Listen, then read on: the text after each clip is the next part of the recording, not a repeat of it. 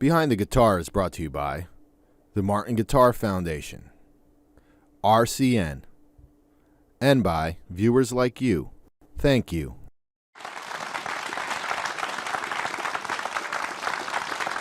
Recorded live from the campus of Steel Stacks in Bethlehem, Pennsylvania. Ladies and gentlemen, our host, Craig Thatcher. Welcome to Behind the Guitar. Tonight's artist is best known as an original member of the Byrds, being one of the key pioneers of country rock. Please join me as we go behind the guitar with Chris Hillman. Thank you.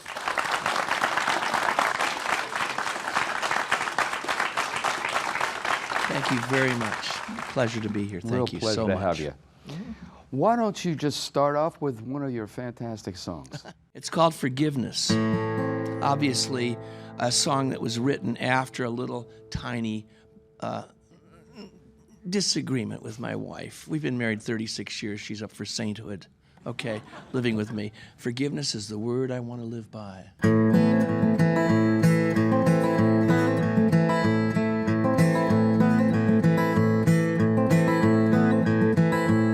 It's been a long time since I heard those words spoken. I've had a long time to learn goodbye. I've had a long time to heal a heart that's been broken. Forgiveness is the word I want to live by.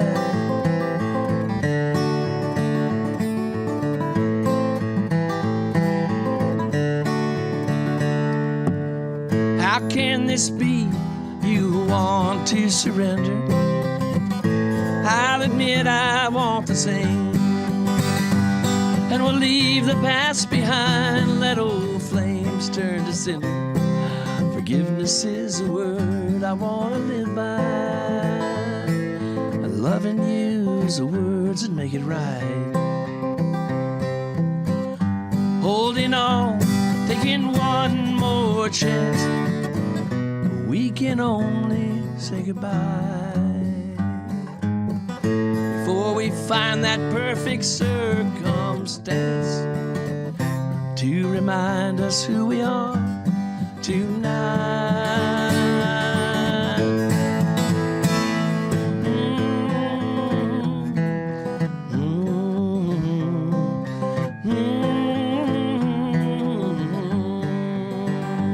So tonight, say the word, I'll have an answer.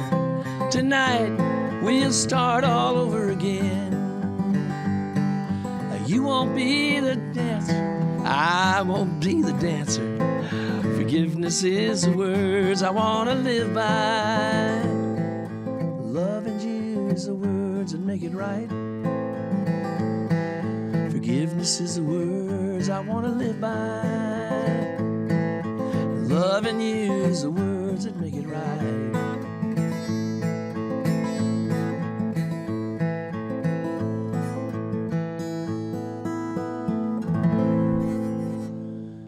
Thank you very much.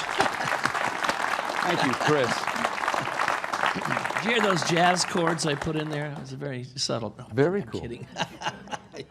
So let's start at the beginning. You were born and raised in California? I was a third-generation Californian. At what age did you find music becoming a major interest Well, for you? I was at my age and my generation. I grew up with all the very, very great rock and roll in 1955. I also was brought up in a house that my mom and dad loved music. They had great taste. They listened to Count Basie, Duke Ellington, Peggy Lee, Frank Sinatra. I mean, they had the right, they always picked the right stuff. So I'm listening to that, but not really totally immersed in it. Rock and roll came, Little Richard, loved him, Elvis, the entire thing.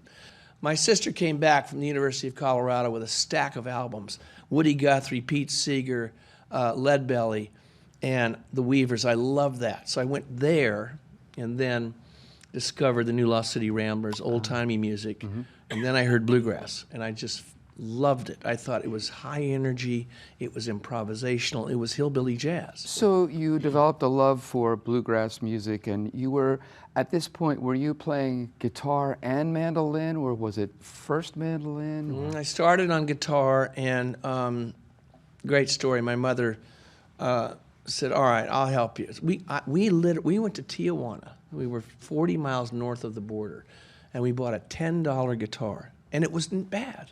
It wasn't bad. 1960, she said, "If you stick with this, I'll help you get a better guitar." Well, that meant if I earned the money, she might kick in 5%, which she did. And I went into a Goya, funny enough, a Goya gut string guitar. But after discovering bluegrass, I wanted to put steel strings on it. And the guitar turned into the letter C, bent right over. But yeah, then I discovered the mandolin. I learned the mandolin as best I could. I had to find somebody to teach me and all that, you know. So. Sure. And then your first band, okay, you know, if I could just go looking back, you know, I remember being in school. We were in our first band when I was 10 years old.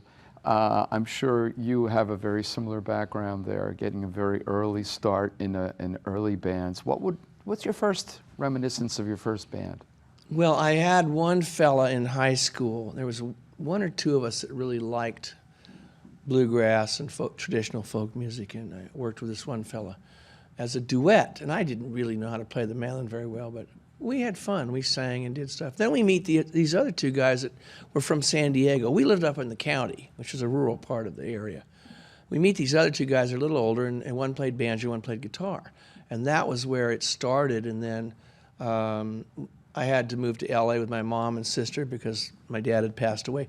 And then I end up going back down when I turned 18. It was 1962 or 3. And I joined up with these fellows from San Diego, the Scottsville Squirrel Barkers. That was the band name. It was a bluegrass band. And I used a quote from Bernie Ledden, who actually was a squirrel barker who had been in the Eagles and all that. Bernie's a very great old friend of mine. And Bernie said, when we were younger, we played without fear. And you can relate to that because you go into a session, you go, hey, let's go. You know? When you get a little older, you go, what, am I doing the right part? You know? So, and the Beatles came out in February of '64. And I fell into the Byrds. I was very, very lucky. They asked me if I could play the bass. I said yes. I couldn't play the bass. Terrible bass player. I mean, it took me the first album, I think, to figure out something decent. But Roger McGuinn, who you had as a guest, was the best musician in the bunch. He was a fantastic musician. He had been a backup player for so many famous folk groups. And being an accompanist, you really learn how to supplement the song and the lyric and when to play and when not to play. So Roger was really great. So I learned a lot of my bass playing watching Roger. You know, just listen to him. His time was perfect and all that. So. How about another song? I didn't keep me quiet yet. Speaking of the Byrds, I'm going to do something. And I wish if you'd like to help me with this, Craig. This is my favorite Byrds song. If you ever hear the very first album we did, which is called Mr. Tambourine Man, this song is on it. It's a song that Pete Seeger took this poem. It was a Welsh poem about a coal mining disaster. He put music to it. And many, many, many people have recorded it. Folk singers. John Denver did a great version. The Byrds did a great version. To me, that was the Byrds song. What really defined the sound. Oh, what would you give me? Say the sad bells of Rimney.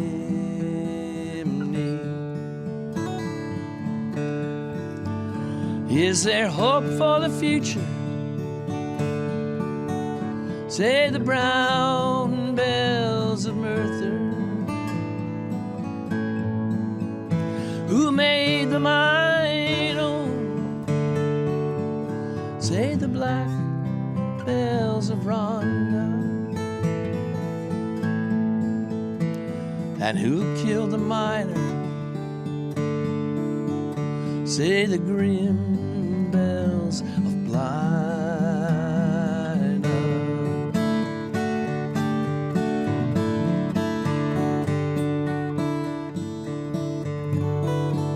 Throw the Vandals in court.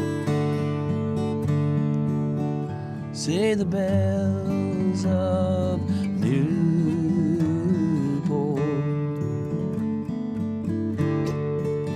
all will be well if, say the green bells of corn. Why so worried, sisters, why? Say the silver bells of wine. And what will you give me? Say the sad bells of Rimney.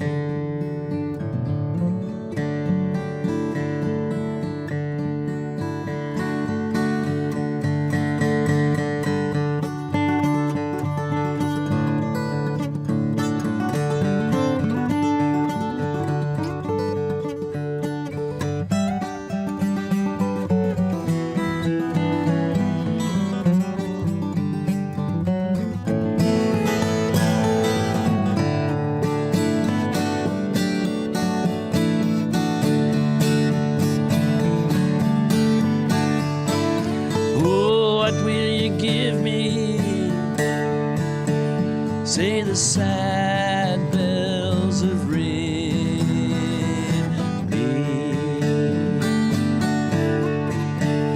Is there hope for the future? Say the brown bells of Merthyr.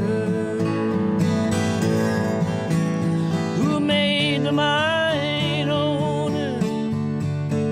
Say the black bells of Rhonda. And who killed the miner? Say the grim bells of Blythe.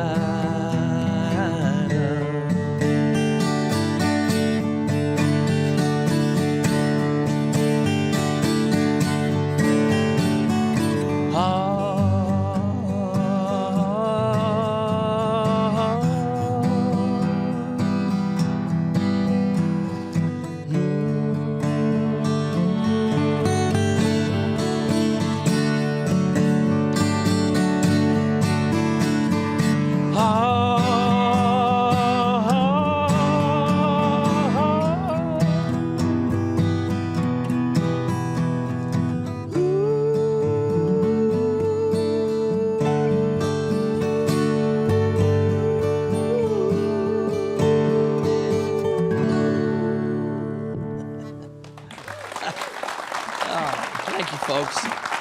Well, that was a thrill. I hammered my voice out the last few nights. Forgive me. I'll tell you what, Chris, I'll never listen to that song the same way again. I'll remember this time I got there was able to perform with you on that song. That sounded great. Very Thank cool. you for playing with me. So you had just begun to talk a little bit about the Byrds. So 1964, you all met up in Los Angeles. Mm-hmm. And 65, the first record We came out?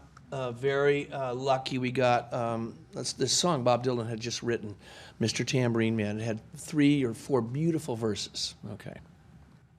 Our manager knew his manager, so Bob gave us permission to record it. Now, in those days, AM radio was predominant. FM rock radio was not really happening yet. Mm-hmm.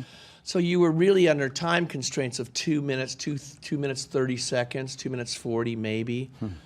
It had to be under 3 minutes. We did one verse of Tambourine Man.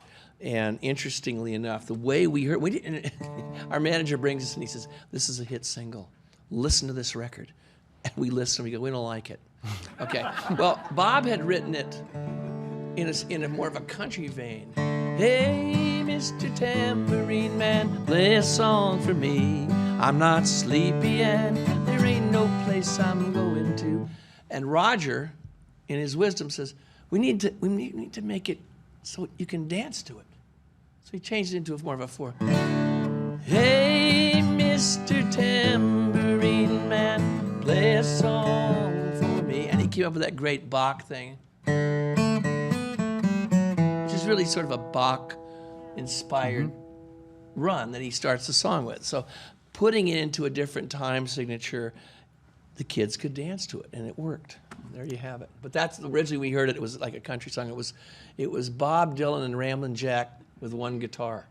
Wow. It wasn't exactly the Everly Brothers, but it was the other verses are beautiful. And Herb and I sing, we do a couple of the other verses. So.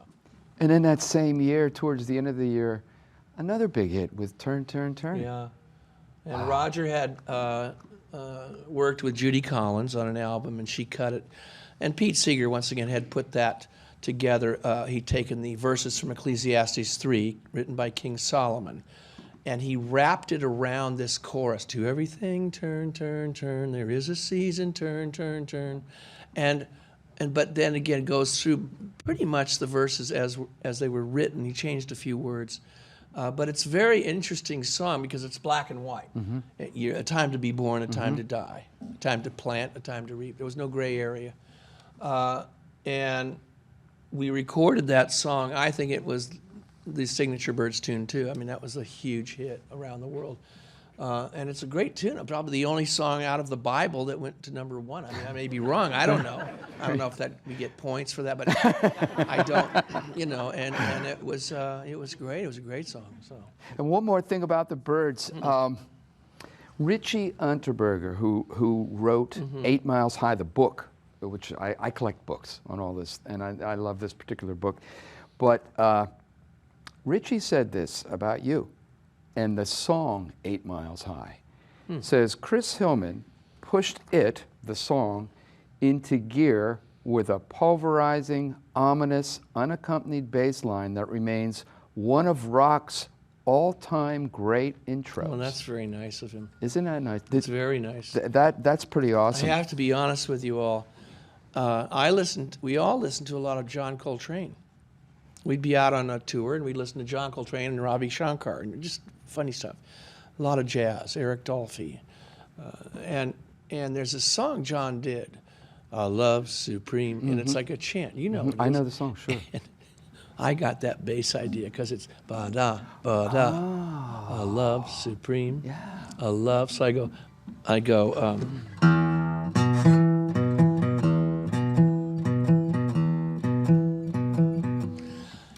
songs climbing the charts, and there was a tip sheet that went out to all the AM radio stations. And this gentleman, all the stations that subscribed to that, picking the songs, this is a good one, good bet, put this on your playlist. 8 Miles High is a drug song. And we're climbing the charts, we're in the 20s. I mean, Big Bullet, and it was gone the next week. And it wasn't a drug song. My God, well, listen to what's out there now. And so, but 8 Miles, I guess because it said high, 8 Miles High. But anyway, it's too bad. I thought that we had really reached a pinnacle with that song. And I always wondered, and in hindsight, you go, well, if we'd have stuck together, the original guys, beyond that song, where would we have gone? Because that was an interesting, going from covering Bob Dylan material to doing 8 Miles High. It was an interesting jump. We learned how to play. Quite a jump. Yeah. We're going to talk a little about construction of the guitars, tone woods, what you may look for in a guitar. We're going to discuss that with our good friend and my mentor, internationally renowned guitar expert, Mr. Dick Boak. So as you can imagine, it's an incredible honor to work with such an iconic artist on the design and construction of a guitar that's going to be special for them and a guitar that they would actually want to use on stage and in the studio. And so when I began working with Chris on this project, he gravitated towards the orchestra model, which is really the sweet spot between small and large guitars. It's got just the right amount of balance between bass and treble response and volume, and has become kind of the quintessential guitar for fingerstyle techniques. This is East Indian rosewood with Adirondack spruce. It's a great combination of tone woods. It's got Chris's signature here, a herringbone rosette, beautiful shaded top. And one of the most interesting aspects is the lasso with the H brand on the headstock. This was designed by our friend Willie Matthews, who is one of the greatest Western artists going. So it's a very, very special project for both Chris and I. And the best part of it is hearing the guitar in his hands. Thank you, Dick Boak. Thank you, Dick. You know, we could stay here. I could talk to you for hours. And I did one time out at Fur Peace Ranch. We did speak for quite a long time, and I was like a kid, wide-eyed, asking all these questions. We really have to hit though the burritos, the Flying Burrito Brothers. At the band after the Birds. Was it immediately after the Birds? It was immediately after the Birds, and we had hired. The Birds had gotten down to about 1968. It was Roger and I, and everybody had left, and as things happen, and we hired Graham Parsons to be in the band, and he had some great songs he had written, and we hit it off immediately because I was coming out of country music, and Graham loved it too, and we lasted a little while, and then we started the Flying Burrito Brothers, and then Roger went on with the Birds and did quite well. But yeah, the Flying Burrito Brothers, about 1969 we started, yeah. Now, I didn't know anything about that band, but what made me buy the record was seeing you guys on the front with all wearing the nudie suits, Yeah. you know, the nudie design suits. Yeah. I'm going like, what is this? What are these guys? And it's always with me. That record, no matter where I go, I have a thank you. CD of that record. I love it. We had a great time writing the songs, and the one song I will do a little bit of for you, because I know you'd like to hear it, is called Sin City, and Graham and I were living in this house in the San Fernando Valley, and it was 1969, and it just, I started the song, he's asleep in the other room, I said, get up, I got this idea, I got a verse and part of a chorus, and each verse is a little vignette on what was going on, the culture in 1969. It's still relevant today. And it was wrapped around, once again, a chorus about this old earthquake's going to leave me in the poorhouse. Because we were all expecting the giant quake to swallow California, which could happen. I don't know. I'm not going to sit and worry about it, but but Sin City is, it's a good one. You know you hit the nail on the head. The song took us 30 minutes to write, and we've had it covered by a lot of people, which is really, I'm flattered. And Dwight Yoakam, Beck, Emmylou Harris, and various people have done Sin City. This old town's been filled with sin. It'll swallow you in if you've got some money to burn. Take it home right away. You've got 3 years to pay.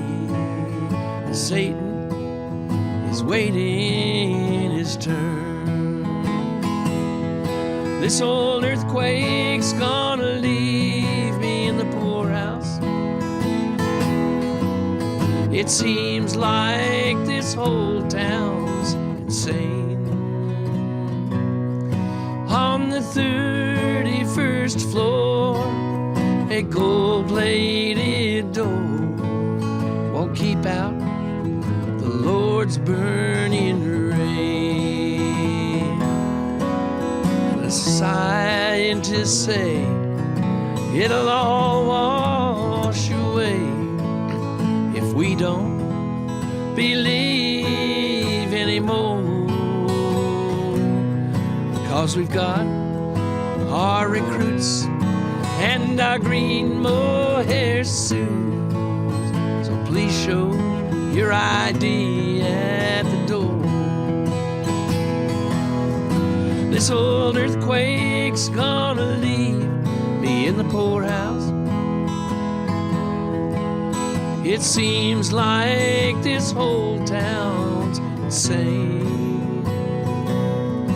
On the 31st floor, a gold-plated door won't keep out the Lord's burning rain. You want to play one, Craig?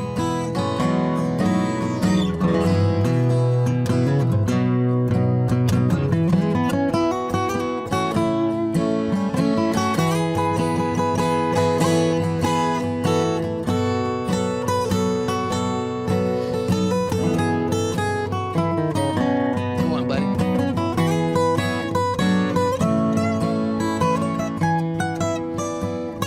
Nice. And a friend came around, tried to clean up this town. his ideas made some people mad. He trusted his crowd, so he spoke right out loud, and they lost the best friend they had. This old earthquake's gonna leave me in the poorhouse. It seems like this whole town's insane. On the 31st floor, a gold-plated door won't keep out the Lord's burning rain. On the 31st floor, a gold-plated door won't keep out the Lord's burning rain.